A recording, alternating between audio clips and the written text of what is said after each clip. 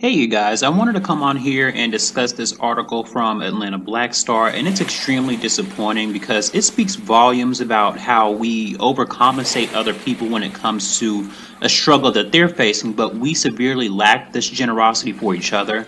And I try to center my commentary around issues that affect Black Americans, but I do realize and understand that if we are to start making a difference towards empowering Black people everywhere, I need to create content centered around the Black diaspora. And I say this because the effects of white supremacy on Black people appears to be the same everywhere.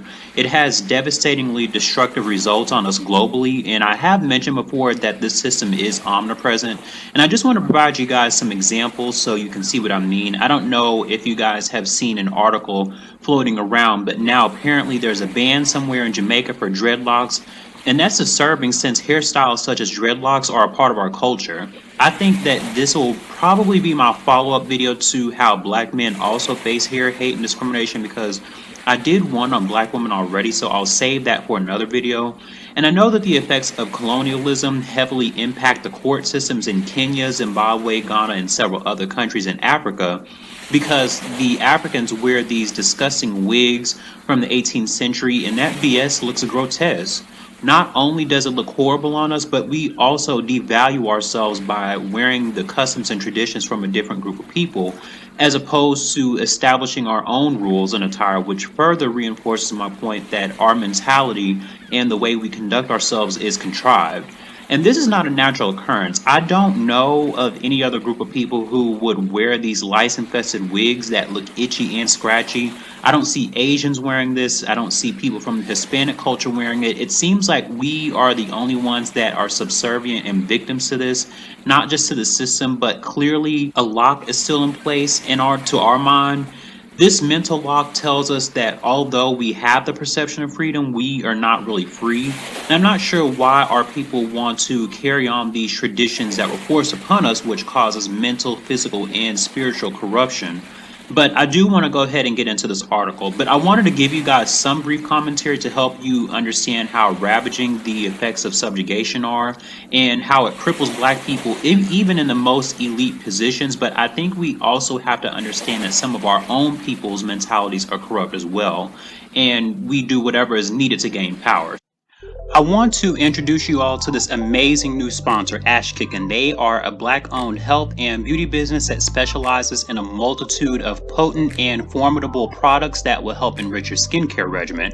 They take their time handcrafting some of the products so you know it's authentic and made with love and care. My personal favorites are the body butter and the African black soap. These both help to keep my skin clear and free of acne, and the best part is their health and beauty products are all natural. They also have hair care products unique and specific to our hair texture. Definitely make sure you guys check that out. The best part is every time I order from them, their shipping is fast and reliable, so make sure you guys check out Ashkickin at www.ashkickin.com.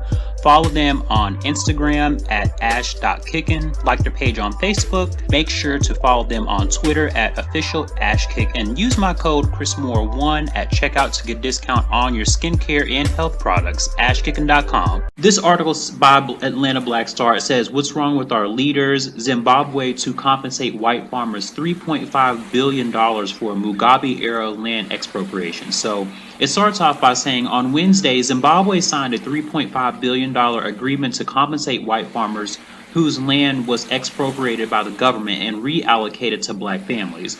Robert Mugabe, the former president of Zimbabwe, led a land reform program 20 years ago that forced white farmers off of their land. The compensation deal is intended to rectify Zimbabwe's long-standing conflicts surrounding the controversial land redistribution policies.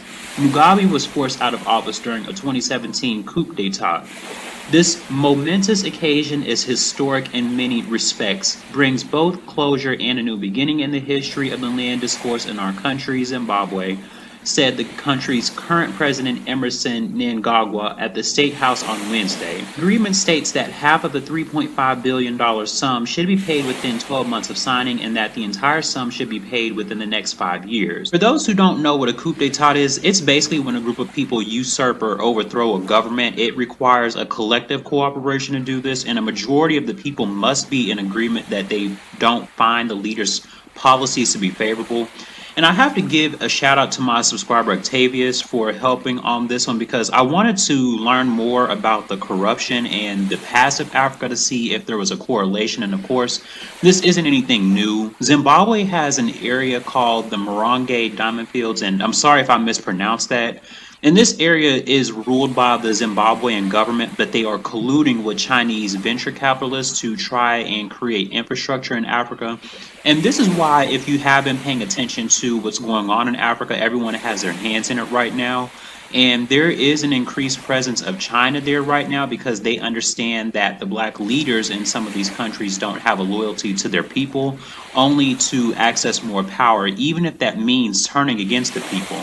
And China and other countries want to exploit Africa for its resources, and I just find it so ironic because other places try to go out of their way and show the impoverished and destitute locations of Africa or the various tribes there to make it look underdeveloped. But Africa actually has some very beautiful and large cities. When the US shows commercials talking about starving infants, and I really wish they would stop doing that because the US has its own problems with homelessness and people starving. So you might want to focus on your own country's problems before you go on this philanthropic tour to try and save the world. But before I get off topic too far, I just want to say this. Simply giving a prosperous speech to conceal a traitorous effort does not pacify the treachery that this leader has. I think the reason that this story annoys me is because in South Africa, there's been talk about how the South Africans are demanding land back from white farmers. So when we see how Mnangagwa is giving a form of reimbursement to white farmers, it actually does a major disservice to what the South Africans were doing. And I believe the South Africans were doing that to take what was originally theirs, and they weren't going to compensate them because why? And due to apartheid, I think we know that the black Africans are more than deserving of this land. And unfortunately, that's the problem with colonialism and white supremacy is that it acts in a dominant manner in which colonizers think they have access to any and everything without consequence or repercussions.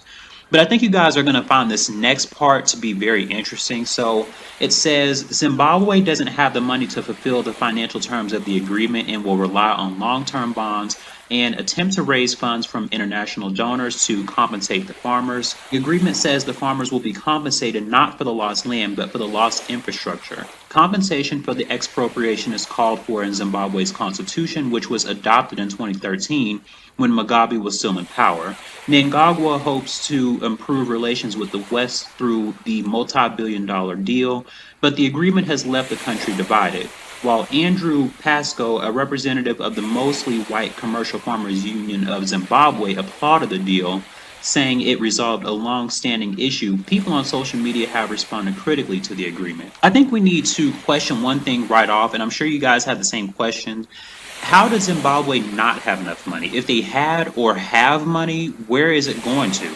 And I understand that some countries are still in debt to Britain and Europe over there, but the part that really stuck out to me is when the article mentioned relying on long-term bonds and reliance on international donors to compensate farmers. So essentially, Zimbabwe is always going to be in debt to some other nation or corporation. It will never truly be free because even if they manage to pay the farmers that entire settlement, they will still owe whoever grants them the bond.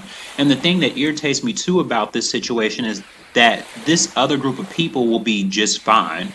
What black people fail to understand thousands of times over is that they have a system in place for them that bestows upon them numerous rich benefits. And these farmers easily could have come to the US and started over with probably the same exact results. But because we feel the need to place high value on whiteness, we feel it necessary to make sure we don't upset it. They're saying is, you are responsible for our oppression and we're going to kick you out, but we're going to make sure to pay you handsomely for it.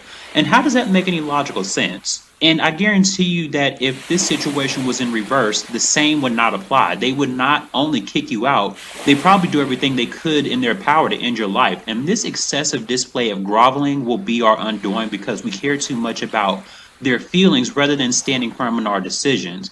And my issue with Mnangagwa is that he is not representative of a leader. He does not exhibit leadership styles necessary to rule a country. There is no way that this country should be in such a compromised state to where they're going to be in debt for possibly decades. And I understand that, this was already an issue whenever Mugabe was in rule, but still.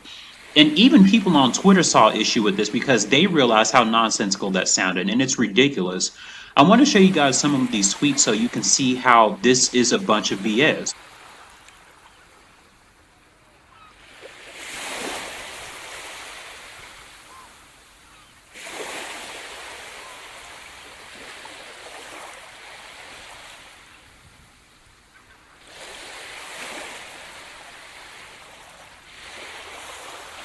It's unsettling and disturbing how whiteness distorts and warps our perception of reality. It's almost like the worst episode of The Twilight Zone, and I really feel like we are in the Twilight Zone due to our passiveness and inability to act on this ubiquitous state of oppression. And I'm going to finish the rest of this new foolishness. So it says here, "What's wrong with our leaders?" asked Twitter user SiaGW on Friday as news of the deal spread on social media. Activist and attorney Dr. Shola asked when Britain would compensate the African nations it exploited. 2 decades ago, then President Robert Mugabe also argued that expropriating land from white farmers was justified because Zimbabwe's best land was reserved for whites during the nation's colonial period.